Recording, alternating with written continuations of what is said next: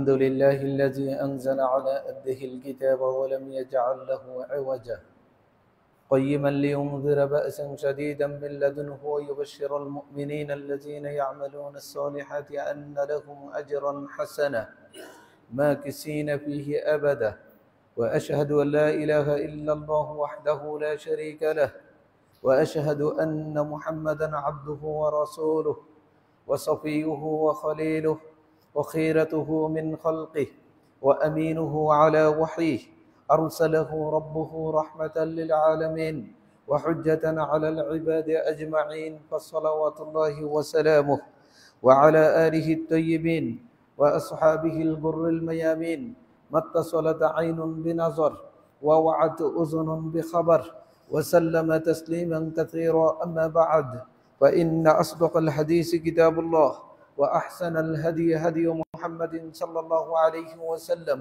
وشر الأمور محدثاتها وكل محدثة بدعة وكل بدعة ضلالة وكل ضلالة في النار. ألا أيها الإخوة أوصيكم وإياي بتقوى الله لأن الله سبحانه وتعالى هو الذي أرشد في القرآن المجيد يا أيها الذين آمنوا اتقوا الله حق تقاته ولا تموتن إلا وأنتم مسلمون ومن يتق الله يجعل له مخرجا ويرزقه من حيث لا يحتسب. সম্মানিত দিনী ভাইরা, মহান রব্বুল আলামিনের দরবারে শুকরিয়া আদায় করছি যিনি আমাদেরকে প্রত্যেক জুমার মতো আজকেও যথাসময়ে মসজিদে আসার তৌফিক দিয়েছেন, সেজন্য কালিমাতুশ শুকর আদায় করছি আলহামদুলিল্লাহ। সালাতু সালাম প্রেরণ করছি বিশ্ব মানবতার মহান শিক্ষক, মানবতার বন্ধু নবী মুহাম্মদুর রাসূলুল্লাহ সাল্লাল্লাহু আলাইহি ওয়াসাল্লামের প্রতি। আল্লাহুম্মা সাল্লি আলাইহি আল্লাহুম্মা বারিক আলাইহি। সম্মানিত দিনী ভাইরা, আমরা গত মাসের সাক্ষাতে আপনাদের সামনে সূরাতুল কাহাফের রিফ্লেকশন নিয়ে কথা বলেছিলাম।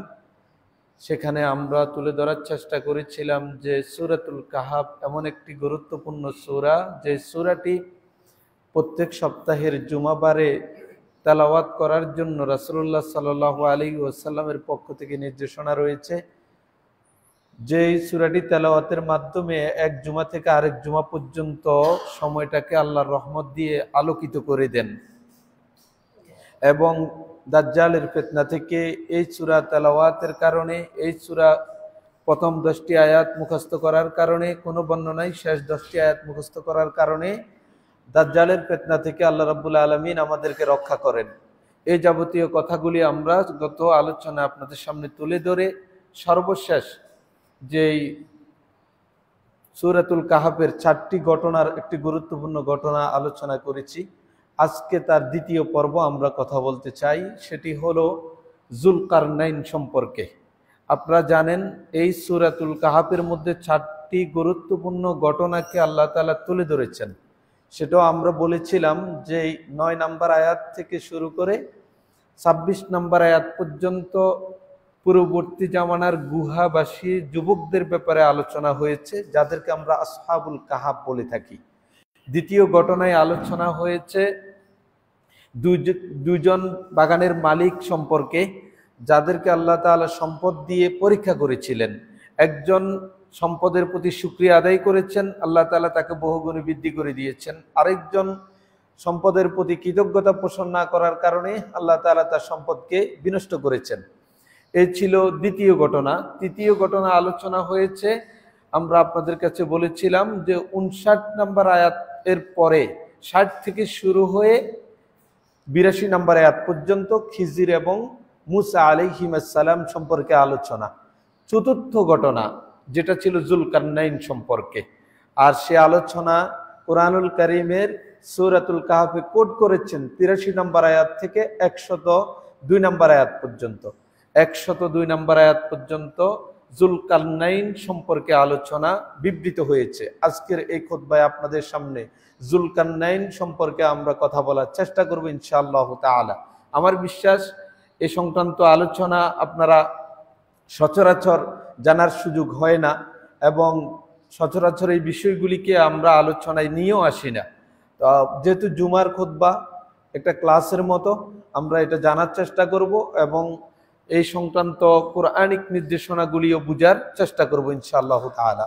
তাহলে আমরা বুঝতে পারলাম, গত আলোচনা থেকেও জেনেছি সূরাতুল কাহাফ অবতীর্ণের যে কারণ ছিল, সেখানে মক্কার কাফেরেরা রাসূলুল্লাহ সাল্লাল্লাহু আলাইহি সাল্লামকে 3টি প্রশ্ন করেছিলেন যে তার নবুয়তের সত্যতা যাচাইয়ের লক্ষ্যে। প্রথম প্রশ্নটি ছিল যে পূর্ববর্তী গুহাবাসীদের সম্পর্কে আপনি কি জানেন। দ্বিতীয় প্রশ্ন ছিল যুলকারনাইন সম্পর্কে কি জানেন। আর তৃতীয় প্রশ্ন ছিল রূহ সম্পর্কে। তো আজকের সেই যুলকারনাইন নিয়েই আমরা শুরু করব। কোরআনুল কারীমের সূরাতুল কাহাফ এর 83 নম্বর আয়াত থেকে আল্লাহ তাআলা শুরু করেছেন। প্রথমে আমরা জেনে নেওয়ার চেষ্টা করি যুলকারনাইন কে ছিল। যুলকারনাইন তিনি ছিলেন একজন প্রতাপশালী ন্যায় বিচারক এবং ন্যায় নিষ্ঠার মাধ্যমে পরিচালনাকারী একজন আল্লাহওয়ালা শাসক। তিনি কোনো নবী ছিলেন না এবং কোনো ফেরেশতাও ছিলেন না। তিনি আল্লাহ রাব্বুল আলামিনকে ভালোবেসেছেন, আল্লাহ তাআলাও তাকে পছন্দ করেছেন এবং তার এই শাসন কার্যে আল্লাহ তাআলা তাকে চরমভাবে সহযোগিতা করেছেন।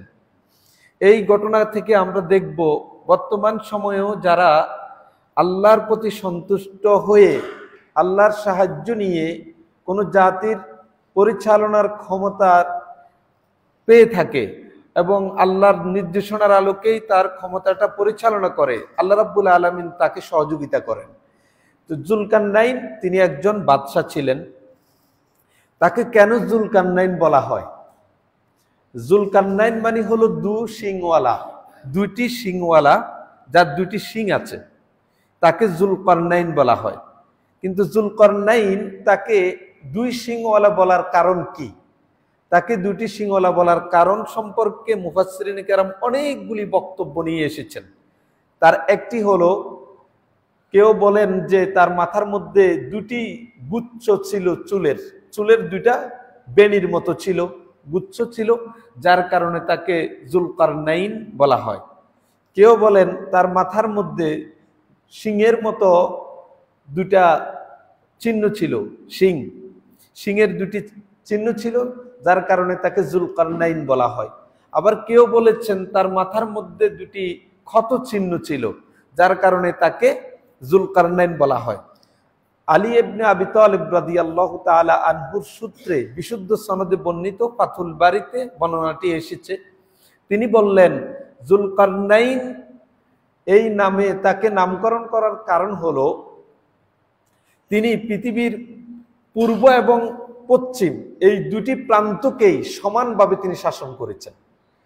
পৃথিবীর এক প্রান্ত থেকে আরেক প্রান্ত পর্যন্ত আল্লাহর অশেষ দয়ায় তিনি ন্যায় বিচারের মাধ্যমে শাসন করার ক্ষমতা পেয়েছিলেন। এর জন্য তাকে শিংওয়ালা বলা হয়, পূর্ব এবং পশ্চিম পৃথিবীর এক প্রান্ত থেকে আরেক প্রান্ত পর্যন্ত তিনি শাসন কার্য করে এবং পৃথিবীর দিক বিদিক বিজয় করেছিলেন, যার কারণে তাকে এই যুলকারনাইন বলা হয়ে থাকে।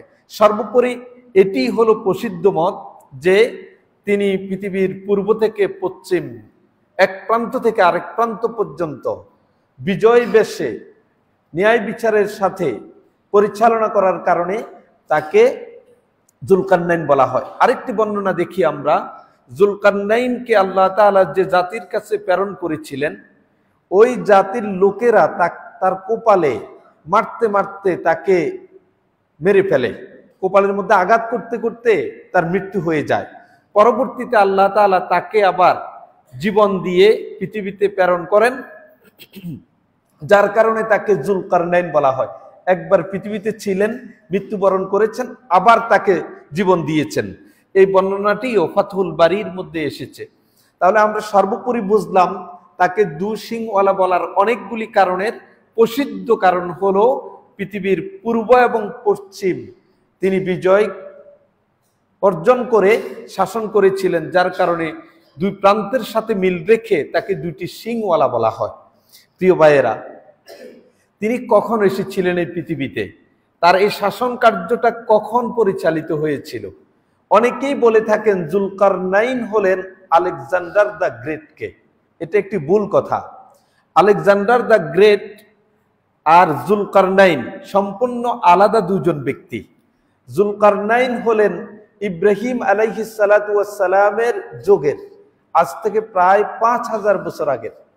সেই জুলকারনাইন ইব্রাহিম আলাইহিস সালাতু ওয়াস সালামের হাতে হাত রেখে ঈমান এনেছেন এবং ইব্রাহিম আলাইহিস সালাতু ওয়াস সালামের সাথে মক্কাতুল মুকাররমায় হজ এবং উমরা পালন করেছেন। এই বর্ণনাটি আমরা পেয়ে থাকি এবং এটি প্রসিদ্ধ মত যে তিনি আলেকজান্ডার দ্য গ্রেট এই ব্যক্তি না, আলেকজান্ডার দ্য গ্রেটের সাথে তার দীর্ঘ কয়েক শতাব্দী নয়, শুধু প্রায় কয়েক হাজার বছরের ব্যবধান। তো এটা দুজনকে এক করার কোনো সুযোগ নেই। আমরা বুঝতে পারলাম ইব্রাহিম আলাইহিস সালাতু ওয়াস সালামের জমানার একজন শাসক, ন্যায় বিচারক, আল্লাহ তাআলা তাকে পৃথিবীতে পাঠিয়েছেন। এই হলো জুলকারনাইনের সংক্ষিপ্ত পরিচয়। কোরআনের আলোকে এখন জানবো আল্লাহ তাআলা কি বলেন। ওয়ায়াসআলুনাকা আন যিল করনাইন, হে মুহাম্মদ, লোকেরা আপনাকে জিলকারনাইন সম্পর্কে জিজ্ঞাসা করবে। নিঃসন্দেহে ব্যাপারটা গুরুত্বপূর্ণ না হলে আল্লাহ তাআলা কোরআনে তার নামকে কোট করতেন না। জুলকারনাইন সম্পর্কে লোকেরা আপনাকে জানতে চাইবে। কুল সাআতলু আলাইকুম মিনহু যিকরা, মুহাম্মদ আপনি বলুন অচিরেই আমি তোমাদের নিকটে জুলকারনাইন সম্পর্কে বিস্তারিত বিবরণ দিব। তিনি কে ছিলেন তার বিস্তারিত বিবরণ অচিরেই তোমাদের সামনে তুলে ধরব। সেই বিবরণটা সংক্ষেপে এট এ গ্ল্যান্স আমি আপনাদের কাছে আগে বলিনি, যাতে আপনাদের বুঝতে সহজ হয়। জুলকারনাইন যেহেতু একজন শাসক, তিনি 3টি অভিযান পরিচালনা করেছেন কোরআনের ঘটনার আলোকে। একটি হলো পৃথিবীর একেবারে সূর্যাস্তের জায়গায়, যেখানে শেষ সূর্যাস্ত যায় সেই জায়গা পর্যন্ত তিনি পৌঁছেছেন। সেখানে গিয়ে তিনি এমন একদল মানুষকে পেলেন যারা আল্লাহর প্রতি অবাধ্যাচরণ করে, আবার কিছু আছে আল্লাহর আদেশের প্রতি তারা অনুগত। এরকম একদল লোকদেরকে পেলেন। আবার তিনি পৃথিবীর পূর্ব প্রান্তে চলে গেলেন। পৃথিবীর পূর্ব প্রান্তে গিয়ে তিনি আরেক দল জাতিকে পেলেন। তৃতীয় অভিযান ছিল এশিয়া মাইনরের উত্তরে, যেটাকে বলা হয় কক্সাস মাউন্টেন রেঞ্জ, কক্সাস অঞ্চল। আপনারা যারা ইতিহাস সম্পর্কে জানেন বুঝবেন। এই অঞ্চলটা হলো যে কৃষ্ণ সাগর, বামে আছে কৃষ্ণ সাগর, ডানে আছে কাস্পিয়ান সাগর। এই দুই সাগরের মধ্যবর্তী অঞ্চল, যেটা বর্তমান রাশিয়া, জর্জিয়া, আজারবাইজান সহ অনেকগুলি অঞ্চলকে একত্রিত করে, সে এলাকায় তিনি অভিযান চালিয়েছেন। তাহলে প্রথম অভিযান ছিল পৃথিবীর একেবারে পশ্চিম প্রান্তে, যেখানে সূর্য অস্ত যায়। দ্বিতীয় অভিযান তিনি পরিচালনা করেছেন পৃথিবীর পূর্ব প্রান্তে। তৃতীয় অভিযান ছিল কৃষ্ণ সাগর এবং কাস্পিয়ান সাগরের মাঝখানে দুটি বিশাল পাহাড়, এর মাঝখানে যেই অঞ্চল, সেই অঞ্চলে তিনি অভিযান চালিয়েছেন। সেখানে যাওয়ার পরে ওখানকার লোকজন তাকে দেখে কিছু তাদের আবেদন জানাতে চাইলেন, কিন্তু সেই অঞ্চলের লোকেরা জুলকারনাইনের ভাষা বুঝতেছিল না। ইতিহাস প্রমাণ করে যে জুলকারনাইন ট্রান্সলেটর দিয়ে তার কথা তাদেরকে বুঝাতে চাইলেন। তারা বললেন যে আমাদের এই অঞ্চলে ইয়াজুজ এবং মাজুজ নামে আল্লাহর যে সৃষ্টি, তারা আমাদের উপর নিপীড়ন করে, অত্যাচার করে। একেবারে গুরুত্বপূর্ণ পয়েন্ট। ইয়াজুজ মাজুজ কিয়ামতের পূর্বক্ষণের যে 10টি বড় আলামত, সেই 10টি আলামতের অন্যতম একটি আলামত। সেই ইয়াজুজ মাজুজের ব্যাপারে অভিযোগ করছে কৃষ্ণ সাগর এবং কাস্পিয়ান সাগরের মাঝখানের লোকজন, যেটা দুইটা পাহাড়ের মাঝখানে গিরিপথের মতো। সেখানকার লোকজন অভিযোগ করে বলল, আমাদেরকে নিপীড়ন করে, জুলুম করে ইয়াজুজ মাজুজ। আপনি যদি এই দুইটি পাহাড়ের মাঝখানে যে গিরিপথ, এটা তারা যাতে আসতে না পারে, গিরিপথ দিয়ে একটা বিশাল প্রাচীর নির্মাণ করে দিতেন, তাহলে আমরা তাদের নিপীড়ন থেকে বাঁচতে পারতাম, তারা আর আমাদের এই অঞ্চলে আসতে পারতো না। একটা দেয়াল যদি তৈরি করে দিতে পারতাম, সেই সংক্রান্ত বিস্তারিত বিবরণ আমরা জানবো। এই হলো সংক্ষিপ্ত আকারে এট এ গ্ল্যান্স আমরা জুলকারনাইনের কথাগুলি আপনাদেরকে তুলে ধরলাম। তো আল্লাহ তাআলা এরপর আয়াতে কি বলেন দেখুন, ইন্না মাক্কান্না লাকু ফিল আরদি ওয়া আতাইনাকু মিন কুল্লি শাইইন সাবাবা। তো আমি আল্লাহ তাআলা তাকে কর্তৃত্ব দিয়েছি জমিনের মধ্যে, যুলকারনাইনকে জমিনের ক্ষমতা দিয়েছি। ওয়া আতাইনাকু মিন কুল্লি শাইইন সাবাবা, এবং তাকে আমি আল্লাহর পক্ষ থেকে প্রত্যেক ব্যাপারে উপায় উপকরণ দান করেছি। সে যা করতে চায় সেটার উপায় উপকরণ যা দরকার সব তাকে আমি দিয়ে দিয়েছি। হাত্তা ইজা বালাগা মাগরিবাশ শামসি ওয়াজাদাহা তাগরুবু ফি আইনিন হামিয়া। অবশেষে যেহেতু তার নেককার মানুষ ছিলেন, আল্লাহকে ভালোবাসতেন, আল্লাহ তাআলা তাকে তার সকল উপকরণ দিয়ে দিয়েছেন। এক পর্যায়ে যখন সে একটা অভিযান পরিচালনা করে, যেতে যেতে সে চলে যায় সূর্য অস্তের জায়গায়, একেবারে পশ্চিম প্রান্তে পৃথিবীর। যাওয়ার পরে ওয়াজাদাহা তাগরুবু ফি আইনিন হামিয়া, যুলকারনাইন ওই সূর্য অস্তটাকে, সূর্যকে পেয়ে যান, এটা অস্ত যায় একটা কর্দমাক্ত জলাশয়ে, ঝর্ণা পানির মধ্যে। সূর্য অস্ত যাচ্ছে একটা কর্দমাক্ত ঝর্ণা দ্বারার পানির মধ্যে অস্ত যাচ্ছে। তিনি দেখলেন পৃথিবীর ঠিক পশ্চিম প্রান্তে। ওয়াজাদা ইনদাহা কওমা, সেখানে গিয়ে তিনি একদল লোককে পেলেন, একটা সম্প্রদায়কেও পেয়ে গেলেন। তাহলে বোঝা গেল পৃথিবীর ঠিক শেষ প্রান্তে পশ্চিম দিকে একটা দল বা জাতিকে তিনি পেয়েছেন। তারা কি বলল?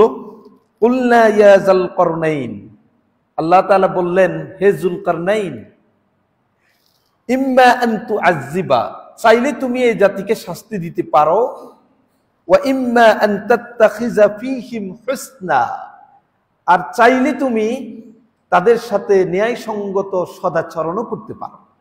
মানে এই জাতির লোকেরা কিছু আছে যারা আল্লাহর নাফরমানি করছে, কিছু আছে যারা আল্লাহর আদেশের সাথে একাত্মতা ঘোষণা করছে।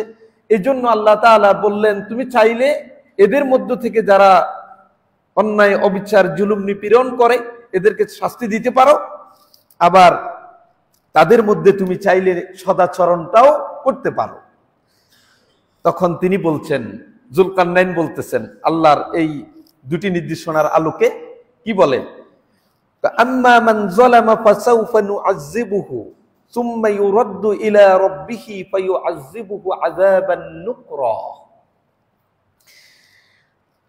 তিনি বলেন, যেই ব্যক্তি জুলুম করে, ওই সম্প্রদায়কে লক্ষ্য করে বলছেন, যে জুলুম করে অচিরেই আমি তাকে শাস্তি দিব। সুম্মা ইউরাদ্দু ইলা রাব্বিহি, শাস্তি দিয়ে আমি তাকে তার রবের কাছে ফিরিয়ে দিব। ফায়ুআযযিবুহু আযাবান নুকরা, ফলশ্রুতিতে তার রব তাকে আমার শাস্তির চেয়েও অত্যন্ত কঠোর ও জঘন্য শাস্তি দিবেন। এখানে বোঝা যায় যারা জমিনের ক্ষমতা পায় তারা অন্যায়ের প্রতিবাদ কিভাবে করা লাগবে সেটা আল্লাহর নির্দেশনার আলোকেই তা ধরে নিতে হবে, বুঝে নিতে হবে। আল্লাহ তাআলা কোন কাজের জন্য কি পরিমাণ শাস্তি রেখেছেন, ওই শাস্তি নিশ্চিত করার দায়িত্বই হলো জমিনের ক্ষমতা যারা পান তারা। তো তিনি একদলকে হুমকি দিলেন যে জুলুম করবা, নিজেদের মধ্যে নিপীড়ন করবা, অত্যাচার করবা, আমি তো শাস্তি দিবই, এবং তোমাদেরকে এই শাস্তির পরে আল্লাহর কাছে যেতে হবে, তিনি এর চেয়ে জঘন্য শাস্তি তোমাদেরকে দিবেন, কঠোর শাস্তি দিবেন। ওয়া আম্মা মান আমানা, আর তোমাদের মধ্যে যে ঈমান আনে, ওয়া আমিলা সালিহান, এবং নেক কাজ করে, সৎ কাজ করে, ফালাহু জাযাআনিল হুসনা, তার জন্য রয়েছে উত্তম প্রতিদান। ওয়া সানাকুলু লাকু মিন আমরিনা ইউসরা, অচিরেই আমার নির্দেশের ব্যাপারে ওই লোকদের সাথে আমি সহজ আচরণ করব। যারা ঈমান আনে, আমলে চলে করে, তাদের সাথে নরম আচরণ করবেন আল্লাহ তাআলা। সুম্মা আতবাআ সাবাবা, এরপরে তিনি আরেকটা অভিযান চালানো শুরু করলেন। তাহলে আমরা প্রথম অভিযান থেকে কি বুঝলাম? পৃথিবীর একেবারে পশ্চিম প্রান্তে সূর্য অস্ত জায়গায় তিনি পৌঁছলেন। সেখানে গিয়ে দেখতে পেলেন কর্দমাক্ত পানির মধ্যে সূর্য অস্ত যায় এবং একদল লোককে পেয়েছেন যাদের ব্যাপারে আল্লাহর নির্দেশনা ছিল তাদেরকে চাইলে শাস্তি দাও অথবা তাদের সাথে ভালো আচরণ করো। তার মানে হলো যারা জুলুম নিপীড়ন করে তাদেরকে শাস্তি দিবে, আর যারা নেক কাজ করে তাদের প্রতি ভালো আচরণ করবে। এটুকু আমরা বুঝতে পারলাম। সে সম্প্রদায় সম্পর্কে এর চেয়ে বেশি কোন সুন্নাহ থেকে জানার সুযোগ হয়নি। তাহলে তার দ্বিতীয় অভিযান সুম্মা আতবা সাবাবা, তিনি আরেকটা অভিযান পরিচালনা করলেন পশ্চিম প্রান্ত থেকে। এখন চলে যাবেন কোথায়? হাত্তা ইজা বালাগা মাতলা আশ-শামসি, অবশেষে তিনি পৌঁছে গেলেন সূর্য উদয়ের জায়গায়। কোথায় এটা? পৃথিবীর পূর্ব প্রান্তে। কোথায় পশ্চিম প্রান্ত? কোথায় চলে গেলেন? আল্লাহ তাআলা এই ক্ষমতা তাকে দিয়েছেন, ওই উপকরণগুলি তাকে দিয়ে দিয়েছেন যুলকারনাইনকে। তখন তিনি সেখানে পৌঁছে ওয়াজাদাহা, এই সূর্যকে পেলেন, তাতলু আলা কওমিন, এমন এক সম্প্রদায়ের লোকদের উপরে সূর্য উদিত হয়। আগেরটা দেখছেন হচ্ছে কর্দমাক্ত পানির মধ্যে সূর্য অস্ত যায়, এখন দেখতেছেন একটা সম্প্রদায়ের উপরে সূর্যটা উদিত হচ্ছে। লাম নাজআল লাকুম মিন দুনিহা সিতরা, এই সূর্যের আলো এবং সেই সম্প্রদায়ের লোকদের মাঝখানে সূর্য ছাড়া আর কোনো আড়াল নাই, মানে সূর্যই সোজা, ওই মানুষগুলি আর সূর্যর তাপ, তাদের উপরে সূর্য উদিত হচ্ছে। কাযালিক, প্রকৃত ঘটনাই এটা, আসল যুলকারনাইনের প্রকৃত ঘটনাই এটা। ওয়াকাদ আহাতনা বিমা লাদাইহি খুবরা, আমি আল্লাহর কাছে যুলকারনাইনের ব্যাপারে যা তোমরা জানলা পৃথিবীর পশ্চিম এবং পূর্ব প্রান্তের এই অভিযান থেকে তিনি যা কিছু করলেন এই ব্যাপারের প্রকৃত জ্ঞান আমি আল্লাহর কাছে আছে। তার মানে তিনি বুঝাতে চাইলেন আমার দয়ায়, আমার আদেশে এবং আমার নির্দেশনায় তিনি এই কাজগুলি করছেন, পূর্ব থেকে পশ্চিম পর্যন্ত অভিযান চালাচ্ছেন। সুম্মা আতবা সাবাবা, পূর্বের আর কিছু জানা যায়নি, এটি ছিল তার ঘটনা দ্বিতীয় অভিযানের। এখন তৃতীয় অভিযান হবে। তৃতীয় অভিযান হলো তিনি আরেকটা অভিযান পরিচালনা করলেন। হাত্তা, এমনকি ইজা বালাগা বাইনাস সাদ্দাইন, সে অভিযানটা কোথায়? অত্যন্ত গুরুত্বপূর্ণ এটা। এই অভিযান হলো অবশেষে তৃতীয় অভিযান পরিচালনা করে তিনি পৌঁছে গেলেন দুটি বিশাল পাহাড়ের মাঝখানে। বিশাল পাহাড়ের মাঝখানে পৌঁছে গেলেন। ওয়াজাদা মিন দুনিহিমা কওমা, সেই দুটি পাহাড়ের মাঝখানে একদল লোককে তিনি পেয়ে গেলেন, একটা সম্প্রদায়কে পেলেন। মানুষজন আছে সেই দুটি পাহাড়ের মাঝখানে। আমরা বলেছি সেই দুটি পাহাড় কোথায়? সেটি হলো ককেশাস মাউন্টেন রেঞ্জের, ককেশাস অঞ্চলের যেই বাম দিকে হলো কৃষ্ণ সাগর আর ডান দিকে হলো কাস্পিয়ান সাগর। এই দুই সাগরের মাঝখানে, এই দুই সাগরের মাঝখানে বিশাল পাহাড় এর মাঝে যে গিরিপথের মতো, সেখানে জর্জিয়া, আজারবাইজান, রাশিয়া সহ এই অঞ্চলে তিনি পৌঁছে গেলেন। পৌঁছে যাওয়ার পরে লা ইয়াকাদুনা ইয়াফকাহুনা কাওলা, সেখানকার লোকেরা যুলকারনাইনের ভাষা বুঝে না। তারা কি বলতেছে যুলকারনাইন তারা বুঝতে পারছে না, অথবা তার পরিচয় দিতে চাচ্ছিলেন তারা সেটাও জানতে পারছে না।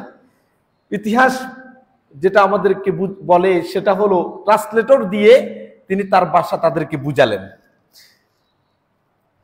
ক্বালু, যখন তারা পরিচয় পেল যে তিনি একজন ন্যায়পরায়ণ শাসক, পৃথিবীর পূর্ব পশ্চিম তিনি বিজয় করেছেন, এখন আমাদের কাছে এসেছেন, এই কথা শুনে তারা আবেগ আপ্লুত হলো যে আমাদের এমন একজন ত্রাণকর্তা আমরা পেয়ে গেছি যিনি সারা পৃথিবীকে শাসন করছেন। একটি কথা বলে রাখা ভালো, সারা পৃথিবীকে শাসন করছেন এরকম শাসক চারজন। দুজন হলো ইমানদার আর দুজন হলো কাফের। একজন হলো সুলাইমান আলাইহিস সালাম, সারা পৃথিবীকে শাসন করেছেন। আরেকজন হলো যুলকারনাইন, এই দুজন হলো ইমানদার। আর বাকি যে দুজন কাফের সারা পৃথিবী শাসন করেছেন, একটা হলো নমরুদ, আমরা জানি ইব্রাহিম আলাইহিস সালামের জামানায়।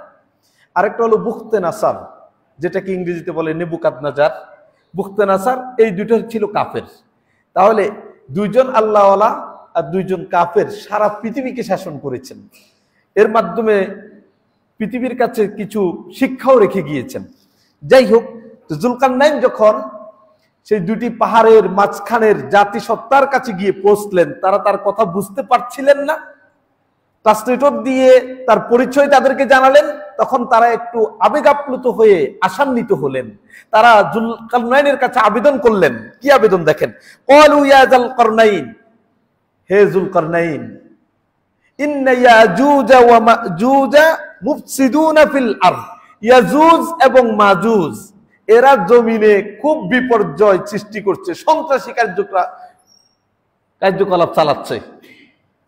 তাহলে বোঝা গেল কোন সমাজে, কোন ভূখণ্ডে শান্তি নিশ্চিত করার দায়িত্ব কিন্তু ওই জমিনের যিনি ক্ষমতায় আছেন তার কাছে আবেদন করেছেন যে আমরা নিপীড়িত, নির্যাতিত, নিষ্পেষিত হচ্ছি ইয়াজুজ মাজুজের মতো দুইটি আল্লাহর সৃষ্টির মাধ্যমে। এখন আমাদেরকে আগে জানতে হবে ইয়াজুজ মাজুজটা কে। ইয়াজুজ মাজুজ কে, এই সংক্রান্ত আলোচনা পরস্পর বিপরীতমুখী অনেকগুলি বক্তব্য আপনারা ওয়াজের মাহফিলে এবং বিভিন্ন বক্তার কাছে শুনবেন, এবং সেগুলির অধিকাংশই হলো ইতিহাস নির্ভর এবং ইসরায়েলি বর্ণনা নির্ভর। প্রথমত হলো ইয়াজুজ মাজুজের কথা আমরা শুনেছি কিয়ামতের আগে তারা আসবেন। এরা কারা? এদের বর্ণনা সম্পর্কে ফাতহুল বারীতে আল্লামা ইবনে হাজার আসকালানী রাহিমাহুল্লাহ বিস্তারিত বিবরণ তুলে ধরেছেন। তিনি যতগুলি কথা তাদের ব্যাপারে প্রচলিত আছে সবগুলি সেখানে নিয়ে এসেছেন। তার মধ্যে একটা কথা আমাদের সমাজে খুব প্রচলিত, ইয়াজুজ মাজুজ নাকি হলো আদমের সন্তান না, মানে বনি আদম না, বরং তার সৃষ্টির রহস্য সম্পর্কে বলতে একটু লজ্জার মতো, তারপরও যেহেতু বলতে হবে, প্রচলিত আছে, এই জন্য আপনাদের জেনে রাখা উচিত। নবী আদম আলাইহিস সালাতু ওয়াস সালাম নাকি ঘুমে থাকা অবস্থায় তার স্বপ্নদোষ হয়েছে, এবং স্বপ্নদোষের মধ্যে যেই শুক্রকীট থাকে সেটা কোনো এক সৃষ্টি জীব এটাকে খেয়েছে। খেলে পরে এই আদম আলাইহিস সালাতু ওয়াস সালামের স্বপ্নদোষের বীর্যের শুক্রকীট খাওয়ার কারণে সেখান থেকেই ইয়াজুজ মাজুজের মতো এরকম দুর্দর্শ এবং ভয়ঙ্কর প্রাণী পৃথিবীতে আল্লাহ তাআলা সৃষ্টি করেছেন। এই বর্ণনাটার ব্যাপারে অধিকাংশ মুফাসসির এবং মুহাদ্দিস, ইতিহাসবিদ সকলেই বলেছেন যে এটা একটা মিথ্যা এবং বানোয়াট বর্ণনা। এটা হলো যিনি বর্ণনা করেছেন কাব আহবার, তিনি ইসরায়েলি বর্ণনায় এটা ঢুকিয়েছেন তাফসিরের কিতাবগুলিতে। এটা শুদ্ধ না, বিশুদ্ধ না। তাহলে শুদ্ধ কি? ইয়াজুজ মাজুজ কে? ইয়াজুজ মাজুজ হলো আদম সন্তান। তার প্রমাণ কি? আদম সন্তান হলো রাসূলুল্লাহ সাল্লাল্লাহু আলাইহি ওয়াসাল্লামের হাদিস সহিহ বুখারী এবং মুসলিমে এসেছে, আপনারাও শুনেছেন এই হাদিস, যে আল্লাহ তাআলা নবী মুহাম্মদ সাল্লাল্লাহু আলাইহি ওয়াসাল্লামকে বলছেন যে তোমার উম্মতের মধ্য থেকে 1999 জন জাহান্নামে যাবে, একজন জান্নাতে যাবে। এই কথা শুনলে পরে রাসূলুল্লাহ সাল্লাল্লাহু আলাইহি ওয়াসাল্লামের সাহাবীরা বলল, ইয়া রাসূলুল্লাহ, এটা কিভাবে সম্ভব? তাহলে আমাদের মধ্যেও, আমরা তো আপনার সাহাবী, 1000-এ যদি 999 জন জাহান্নামে যায়, একজন জান্নাতে যায়, তাহলে আমাদের কি হবে? তখন রাসূল সাল্লাল্লাহু আলাইহি সাল্লাম বলল, ভয় পেও না, আমার উম্মতের 1000-এর মধ্যে 999 জন যে জাহান্নামে যাবে, এই 999 জনে হলো ইয়াজুজ মাজুজ। ইয়াজুজ মাজুজ। তাহলে রাসূলুল্লাহ সাল্লাল্লাহু আলাইহি ওয়াসাল্লামের উম্মত যদি না হয়, তারা যদি বনি আদমই না হয়, তাহলে তারা কেমনে রাসূলুল্লাহ সাল্লাল্লাহু আলাইহি ওয়াসাল্লামের এই হাদিসে 1000 জনের 999 জন যে জাহান্নামে যাবে, আর সেগুলি হলো ইয়াজুজ মাজুজ। আসুন, এই ইয়াজুজ মাজুজ তাহলে কারা? নূহ আলাইহিস সালাতু ওয়াস সালামের যে মহাপ্লাবনের কথা আমরা জানি, আপনারা শুনেছেন, দীর্ঘ আলোচনা আছে কোরআনে হাদিসে, সেই নূহ আলাইহিস সালাতু ওয়াস সালামের জামানায় মহাপ্লাবনের পরে তার 4 জন সন্তান পৃথিবীতে বেঁচে ছিলেন বলে ইতিহাস প্রমাণ করে। একজন হলো সাম, একজন হাম, একজন হলো ইয়াফাস, একজন কেনান। আপনারা কেনানের কথা জানেন শুধু, বাকি যে 3 জন তন্মধ্যে ইয়াজুজ মাজুজ হলো ইয়াফাসের বংশধর। এটা হলো প্রসিদ্ধ কথা, ইয়াফাসের বংশধর। তাহলে ইয়াজুজ মাজুজ আদম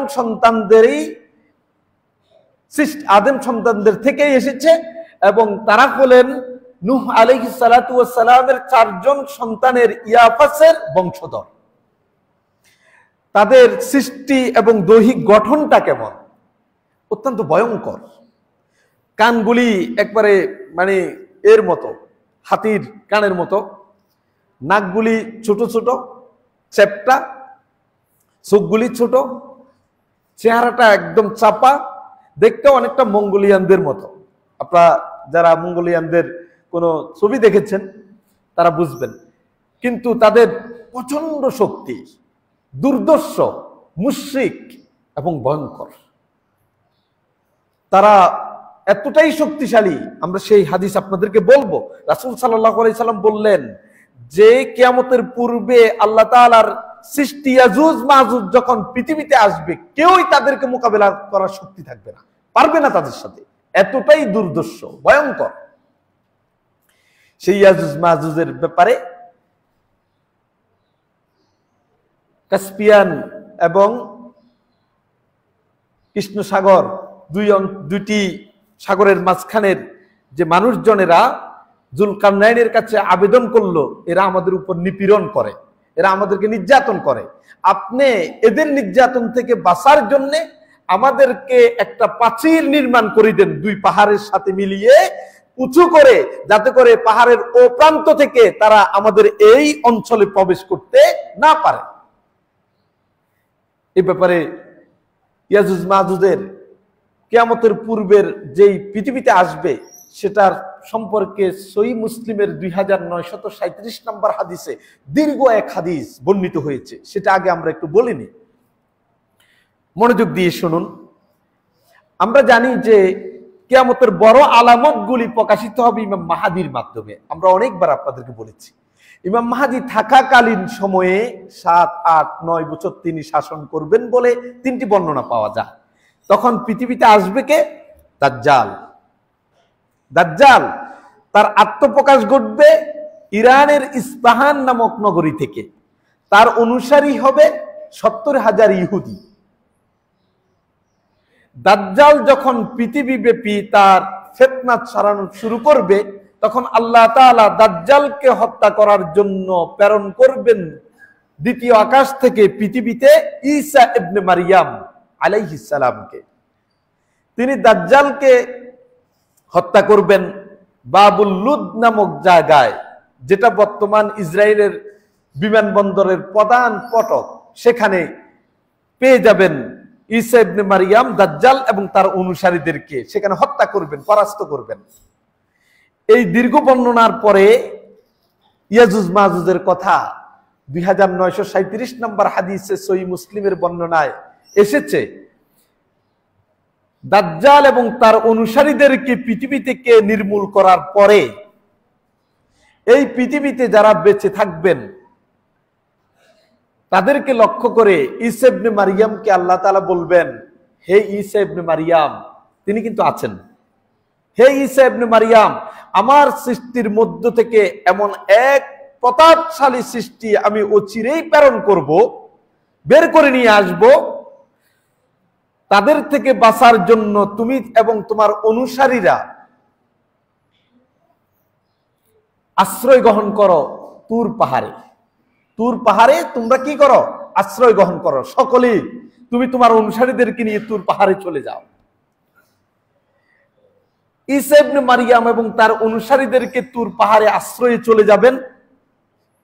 পৃথিবীর অন্যান্য অঞ্চলে মুসলিমরা যেখানে থাকবেন তারা তাদের নিশ্চিত সুরক্ষার জন্য তাদের দুর্গে অবস্থান করবেন, যাতে করে এই নিপীড়ন থেকে তারা বেঁচে যায়। ঘোষণা সকলকে জানিয়ে দেওয়া হবে, যার যার মতো করে আশ্রয়ে চলে যাবে।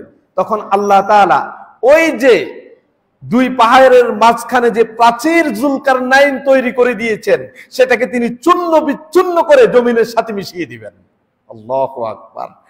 মিশিয়ে দেওয়ার পরে এমন দ্রুত গতিতে তারা সেখান থেকে অপর প্রান্ত থেকে এই অঞ্চলে মুসলিমদের ভূখণ্ডে পৃথিবীতে আসতে শুরু করবেন এত দ্রুত বেগে, মনে হয় যেন সমুদ্রের পানি যেমন তরঙ্গায়িত হয় এরকম তরঙ্গায়িত হতে থাকবে, তাদের গতি এত বেশি থাকবে।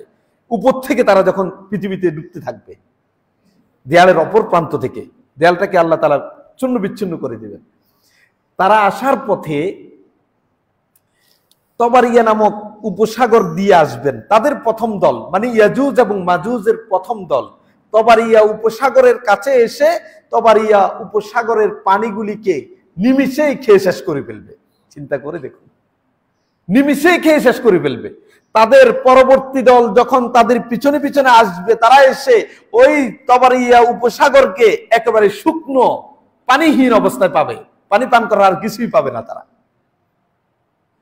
তারা আস্তে আস্তে বাইতুল মাকদাসের কাছে এসে জাবালুল খামার নামক একটা পাহাড়, সেখানে উঠবে।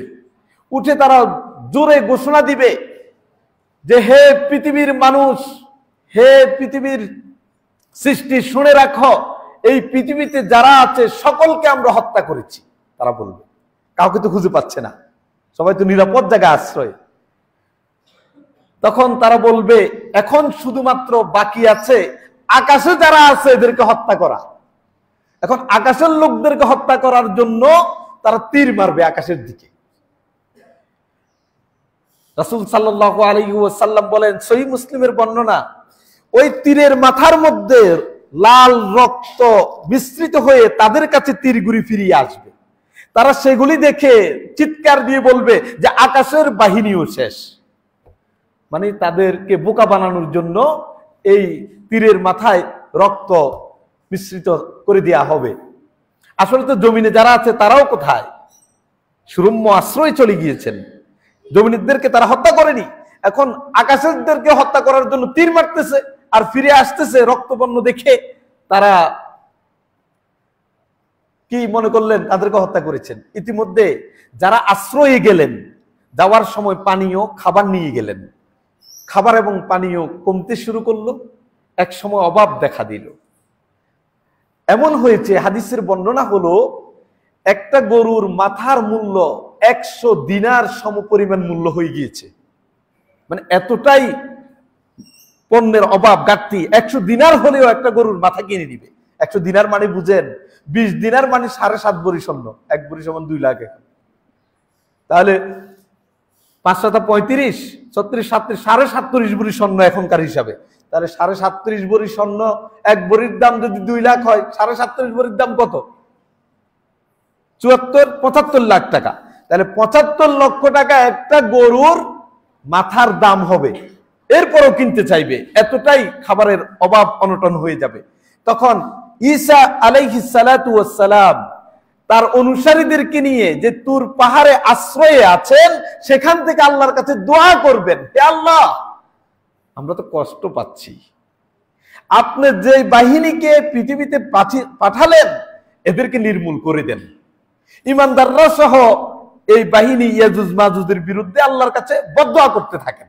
আল্লাহ তাআলা ঈসা আলাইহিস সালাম এবং ঈমানদারদের বদদোয়া কবুল করে তাদেরকে পৃথিবীতে ধ্বংস করে ফেলবেন, একেবারে নিচ্ছিন্ন করে ফেলবেন, তারা সব মরে যাবে। তখন আল্লাহ তাআলা ঈসা ইবনে মারইয়ামকে বলবে, তুমি এখন জমিনে নেমে পড়ো অনুসারীদেরকে নিয়ে। ঈসা ইবনে মারইয়াম অনুসারীদেরকে জমিনে আসবেন। এসে দেখবেন জমিনে 1 বিঘত জায়গাও খালি নাই যেখানে এই ইয়াজুজ মাজুজের লাশ পড়ে নাই। মানে এত বেশি, প্রচুর পরিমাণ সংখ্যা তাদের, সবগুলি নিচ্ছিন্ন একবারে জমিনে ছড়িয়ে আছে সারা পৃথিবী জুড়ে। এগুলি পচে অসহ্য দুর্গন্ধ ছড়াচ্ছে। ঈমানদাররা সহ্য করতে পারছে না, জীবন বেরিয়ে যাওয়ার অবস্থা। তখন আবার ঈসা আলাইহিস সালাম ও ঈমানদাররা আল্লাহর কাছে দোয়া করলেন, আল্লাহ, এই তো কষ্ট, এত পচা দুর্গন্ধ সহ্য হচ্ছে না, এটা থেকে আমাদেরকে একটু বাঁচান। আল্লাহ তাআলা ঈসা আলাইহিস সালাম এবং ঈমানদারদের দোয়া কবুল করবেন এবং এক ধরনের প্রাণী পাঠাবেন যাদের গার মানে গলাটা এত লম্বা, উটের মতো লম্বা, তারা এই ইয়াজুজ মাজুজের প্রাণীগুলি মৃতদেহগুলিকে তাদের ঠোঁট দিয়ে ধরে ধরে সমুদ্রে নিক্ষেপ করবেন আল্লাহর আদেশে। কোন কোন বর্ণনায় আসছে এই প্রাণীগুলি ইয়াজুজ মাজুজের মৃতদেহগুলিকে ধরে ধরে আল্লাহ যেখানে বলবেন সেখানেই তাদেরকে নিক্ষেপ করে চলে আসবে। সারা পৃথিবী সাফ হয়ে গেল, আর ইয়াজুজ মাজুজ নাই। তখন সারা পৃথিবী জুড়ে আল্লাহ তাআলা এক বৃষ্টি নাজিল করবেন, যেই বৃষ্টিতে কোনো আনাজ কানাজ বাকি থাকবে না। সারা পৃথিবীকে তিনি বৃষ্টি দিয়ে প্লাবিত করবেন এবং ধুয়ে মুছে জগজগ স্বর্ণের মতো চকচকে তৈরি করে ফেলবেন। সুবহানাল্লাহ। তাইলে ইয়াজুজ মাজুজ নিঃশেষ হয়ে গেল। সারা পৃথিবী থেকে তাদের মৃতদেহকে আল্লাহর আদেশে প্রাণীরা নিয়ে নির্দিষ্ট স্থানে নিক্ষেপ করলো, বৃষ্টি দিয়ে সারা পৃথিবীকে ধুয়ে মুছে সাফ করে ফেললেন আল্লাহ তাআলা। এরপরে আল্লাহ জমিনকে আদেশ করবেন। কি এক অদ্ভুত বিষয়! আপনাদের কল্পনায় কেমন লাগছে যে কিয়ামতের পূর্বক্ষণে এটা হবেই, সত্য। তখন আল্লাহ তাআলা জমিনকে আদেশ করবেন, হে জমিন, তোমার ভিতরে যত ফলমূল উদ্ভিদ আছে সব কিছু তুমি উদ্গীরণ করে দাও, এবং তোমার যত বরকত আছে সব বরকত তুমি প্রকাশ করে দাও। সুবহানাল্লাহ। হাদিসে এসেছে এত বরকত জমিন তার ভিতর থেকে জমিনের উপরে ভূমি করে দিবেন, উদ্গীরণ করবেন। একটা ডালিম খেতে পারবে বিশাল এক দল লোক, এক ডালিম খেয়ে শেষ করতে পারবে না। একটা উটের দুধ খেতে পারবে একদল মানুষ, একটা গাভীর দুধ খেতে পারবে এক গ্রামের মানুষ, একটা ছাগলের দুধ খেতে পারবে এক পরিবারের মানুষ। এত বরকত দিয়ে আল্লাহ তাআলা পৃথিবীকে সুশোভিত করবেন। সুবহানাল্লাহ। এভাবে চলতে থাকবে। ঈসা ইবনে মারইয়াম 40 বছর পৃথিবীকে তিনি শাসন করবেন। 40 বছর। ঠিক এক সময়ে কিয়ামতের সময়ে যখন আরো গনিয়ে আসছেন, ঈসা ইবনে মারইয়ামের পৃথিবী থেকে চলে যাওয়ার সময় গনিয়ে আসছে, তখন এক জান্নাতি বাতাস বইতে থাকবে ইমানদারদের মধ্যে। সেই বাতাস বয়ে যাওয়ার কারণে প্রত্যেক ইমানদারের বগলের নিচে একটা রোগ হবে। ইমানদারের বগলের নিচে সব ইমানদাররা এই রোগে আক্রান্ত হয়ে মারা যাবে। ঈসা ইবনে মারইয়াম এবং ইমানদাররা সব মারা যাবে। এই বাতাসে আল্লাহ তাআলা বাতাস বায়ু প্রবাহিত করবেন, সে বায়ুটা ইমানদারদের বগলের নিচ দিয়ে দিয়ে প্রবাহিত হবে, সেখানে তারা আক্রান্ত হবে, রোগাক্রান্ত হয়ে চলে যাবে। বাকি থাকবে এই পৃথিবীতে সব অসভ্য, কাফের, মুশরিক এবং জঘন্য পাপিষ্ট এবং পাপাচাররা। তখন কোনো আল্লাহওয়ালা মানুষ নেই, আল্লাহ ডাকার মতো কেউ নেই, সবাই মৃত্যুবরণ করলেন। এই পাপিষ্ট লোকেরা এত অসভ্য হবে, গাধা যেমন ওপেন মানে যৌনকর্ম করে, ঠিক ওই সময়ে থাকা মানুষগুলি এভাবে ওপেন চার্জ করবে, যৌনকর্ম করবে। আর এদের উপরে কিয়ামত সংঘটিত হবে। কিয়ামত যখন সংঘটিত হবে কোনো ইমানদারের উপর হবে না, এই সকল পাপিষ্ট কাফেরদের উপরেই কিয়ামত সংঘটিত হবে। আশা করি আপনারা বুঝতে পেরেছেন ইয়াজুজ এবং মাজুজের এই দীর্ঘ ইতিহাস।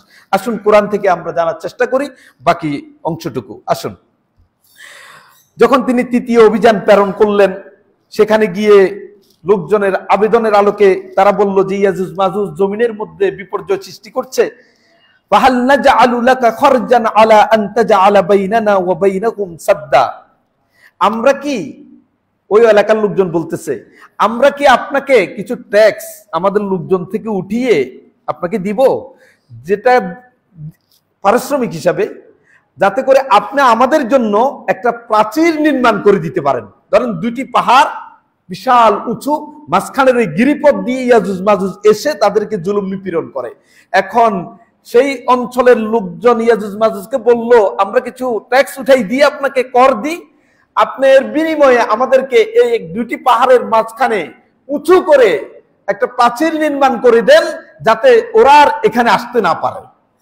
তখন তিনি কি উত্তর দিচ্ছেন দেখেন। তিনি বলতেছেন, ওয়ালা মা মাক্কান্নি ফীহি রাব্বি খায়র, যে আমার রব এই ব্যাপারে আমাকে যা দিয়েছেন, যে সক্ষমতা দিয়েছেন, এটি আমার জন্য উত্তম, তোমাদের থেকে আর ট্যাক্স দরকার নাই। তোমাদের পারিশ্রমিক আমার লাগবে না, বরং ফাআইনুনি বিকুওয়া, তোমরা আমাকে সহযোগিতা করো তোমাদের এই কাজটা যাতে আমি করে দিতে পারি। কি দিয়ে? শ্রম দিয়ে। তোমরা আমার সাথে তোমাদের শ্রমটা বিনিময় করো, কোনো টাকা দেওয়া লাগবে না, কোনো ট্যাক্স দিয়ে আমাকে তোমরা অর্থায়ন করার প্রয়োজন নেই, বরং আমাকে তোমরা শ্রম দিয়ে কি করো? সহযোগিতা করো, আমি একটা দেয়াল নির্মাণ করে দিই। সেটা কেমন? আজআল বাইনাকুম ওয়া বাইনাকুম রাদমা, একেবারে কঠিন শক্তিশালী আমি এক দেয়াল তোমাদের জন্য বানিয়ে দিব। তাদের আবেদনের আলোকে এখন একটা দেয়াল বানাবেন। কি দিয়ে বানাবেন সে দেয়াল? ওয়া আতুনি জুবারাল হাদিদ, কই লোহার পাত নিয়ে আসো তোমরা। লোহার পাত, লোহার পাত আমরা যেমন ইটের উপর ইট দিই, এরকম লোহার পাত একটার উপর একটা তিনি দিতে থাকলেন। হাত্তা ইজা সাওয়া বাইনাস সাদাফাইন, ও দিতে দিতে দিতে দিতে নিচ থেকে শুরু করে পাহাড়ের চূড়া পর্যন্ত যখন হয়ে গেল, এভাবে একটার উপর একটা পাত বসাতে বসাতে ক্বালান ফুকু, তখন তিনি ওই অঞ্চলের লোকগুলিকে বললেন, তোমরা কামাররা যেমন লোহা করার জন্য, গলানোর জন্য বা গরম করার জন্য পিটিয়ে তাদের মতো করার জন্য যেমন হাফরের মধ্যে ফু দেয় না, হাফর চালায়, তো এরকম বলতেছে ক্বালান ফুকু, হে তোমরা এখন লোহার পাত্র দিছো, এখন উচ্চ পর্যন্ত হয়েছে, এখন তোমাদের কাজ হলো তোমরা হাফর দিয়ে এটাকে কি করো? আগুনে পরিণত করো। এগুলি কেনা তোমাদের এই কাজ, তোমরা এখন হাফর জ্বালাও। কেন? হাত্তা ইজা জাআলাহু নারা, যাতে এটা একবার রক্তিম বর্ণ ধারণ করে, লোহাগুলিকে হাফরের মধ্যে দিয়ে রক্তিম বর্ণ যাতে ধারণ করে। ক্বালা আতুনি উফরিগা আলাইহি কিতরা, এরপরে তিনি বললেন, এবার তোমরা আমার কাছে কিছু এই যে সীসার মতো পিতল, গলানো পিতল, এগুলি নিয়ে আসো। ওই যে ইটের এক ইট থেকে এক ইট জোড়া লাগানোর জন্য আপনি কি দেন? সিমেন্ট বালু দেন, তাই না? আর এখানে কি বলতেছে? এক লোহার পাতের উপরে আরেক লোহার পাত দিয়ে একদম উঁচু পর্যন্ত চলে গেছে। যখন এভাবে উঁচু পর্যন্ত দেওয়া শেষ হলো, তোমরা হাফর জ্বালাও আর আমার কাছে গলিত তামাটা নিয়ে আসো। তিনি এটা ঢেলে দিলেন সেখানে, এগুলির মধ্যে কি করে দিলেন? ঢেলে দিলেন উপর থেকে। ঢেলে দেওয়ার কারণে এমন শক্ত হয়েছে, একটার সাথে একটা লেগে এমন শক্ত হয়েছে, ফামাস্তাউ আইয়াজহারু, ওই প্রান্তের ইয়াজুজ মাজুজ আর এদিকে আসতে পারলেন না, এটাকে ভেদ করে আর এদিকে আসতে পারলেন না। ওয়ামাস্তাতাউ লাহু নাকবা, এবং এই প্রাচীরটাকে ছিদ্র করতে পারলেন না, এই সক্ষমতাও তাদের হলো না। আল্লাহু আকবার। ইয়াজুজ মাজুজের পথ বন্ধ করে দিলেন। এখন তো তিনি বলেন, ক্বালা হাযা রাহমাতুম মির রাব্বি, এটা আমার রবের পক্ষ থেকে দয়া, আমার রবের পক্ষ থেকে দয়া। আমি যে কাজটা তোমাদের করে দিতে পারলাম, এটা আমার রবের পক্ষ থেকে দয়া। ফাইজা জাআ ওয়া'দু রাব্বি জাআলাহু দাক্কা, যখন আমার রবের প্রতিশ্রুতি আসবে, যে প্রতিশ্রুতিটা হলো কিয়ামতের পূর্বে ইয়াজুজ মাজুজ পৃথিবীতে আসবে, ওই দিন যখন এসে যাবে, তখন এই দেয়ালটাকে তিনি ভেঙে চূর্ণ বিচ্ছিন্ন করে মাটির সাথে মিশিয়ে দিবেন। যেটা এখন তিনি বানিয়ে দিলেন সেটা বললেন, ওয়া কানা ওয়া'দু রাব্বি হাক্কা, আর আমার রবের এই প্রতিশ্রুতিটা সত্য। কিয়ামতের পূর্বে ইয়াজুজ মাজুজ যখন পৃথিবীতে বেরিয়ে আসবে, আসার পূর্বক্ষণে তিনি এটাকে ভেঙে দিবেন যাতে তারা ঢুকতে পারে। ওয়া তারাকনা বা'দাকুম ইয়াউমাইযিন ইয়ামুজু ফি বা'দ, আমরা তাদেরকে রেখে এসেছি যখন এই দেয়ালটাকে চূর্ণ বিচ্ছিন্ন করে ফেলা হবে, তারা পৃথিবীতে তরঙ্গের মতো দ্রুত গতিতে আসতে থাকবে, তরঙ্গায়িত হবে, সমুদ্রের পানি যেমন তরঙ্গায়িত হয়, এইভাবে উপর থেকে তারা নিচের দিকে আসতে শুরু করবে। ওয়ানুফিখা ফিস সূরি ফাজামা'নাহুম জামআ, আর সিংহায় ফু দেয়া হবে এবং তখন সারা মানুষদেরকে আমি আল্লাহ তাআলা একত্রিত করে নিব। ওয়া আরাদনা জাহান্নামা ইয়াউমাইযিন লিল কাফিরিনা আরদা, আর আমি আল্লাহ পেশ করব জাহান্নামকে সেদিন কাফিরদের নিকটে সরাসরি তাদের সামনে তুলে ধরবো, যারা কাফের। এই ইয়াজুজ মাজুজ তো সে কাফিরদেরই অংশ, 99 জন যে জাহান্নামে যাবে। আল্লাযীনা কানাত আ'য়ুনুহুম ফি গিতাইন আন যিকরি, যে সকল লোকদের চোখের মধ্যে আমার জিকির, আমার আলোচনা তারা দেখতো না, পর্দা আবরণ করে রাখতো আমার আলোচনা থেকে, আমার জিকির থেকে। ওয়া কানু লা ইস্তাতিউনা সামআ, তারা শুনতেও পাবে না আমার সেই জিকির, যেহেতু তারা চোখ দিয়ে দেখতে পায়নি, দেখার সুযোগ থাকার পরেও এটাকে নেয়নি, সেজন্য তাদেরকে আর এটা দেখারও সুযোগ করে দেওয়া হবে না, অনুরূপভাবে তারা শুনতেও পারবে না। সম্মানিত উপস্থিতি, আমরা কোরআনুল কারীমের সূরাতুল কাহাফের যে রিফ্লেকশনটা এখন দেখলাম যুলকারনাইনের আলোচনা থেকে, আমার বিশ্বাস আপনারা হয়তো অনেকে ইতিপূর্বে জেনেছেন, তবে অধিকাংশরাই না জানার কথা। আমি আপনাদের কাছে বিনীত অনুরোধ করব, কোরআন যখন আমরা পড়ব আমাদের হৃদয় দিয়ে পড়ার জন্য চেষ্টা করব, হৃদয় দিয়ে অনুধাবন করার চেষ্টা করব। কোরআনের প্রতিটি আয়াত আপনার জীবনকে পাল্টে দিবে। আপনি যদি সেই মন এবং মনন নিয়ে কোরআনকে অনুধাবন করতে চান, আল্লাহ তাআলা আপনার এই দিগন্তকে উন্মুক্ত করে দিবে। দেখুন, আমরা যেই যুলকারনাইনের আলোচনা আপনাদের সামনে তুলে ধরলাম, সেই যুলকারনাইন এবং ইয়াজুজ মাজুজের দীর্ঘ আলোচনা আমরা বুঝতে পারলাম দুটি জিনিস। একটি হলো পৃথিবীতে যারা শাসক হবেন, আর সে শাসক যদি আল্লাহর ভয় নিয়ে পৃথিবীকে পরিচালনা করেন, আল্লাহ তাআলা পৃথিবীটা তার করায়ত্ত করে দেন, তাকে আল্লাহ তাআলা তার দয়া দিয়ে সহযোগিতা করেন।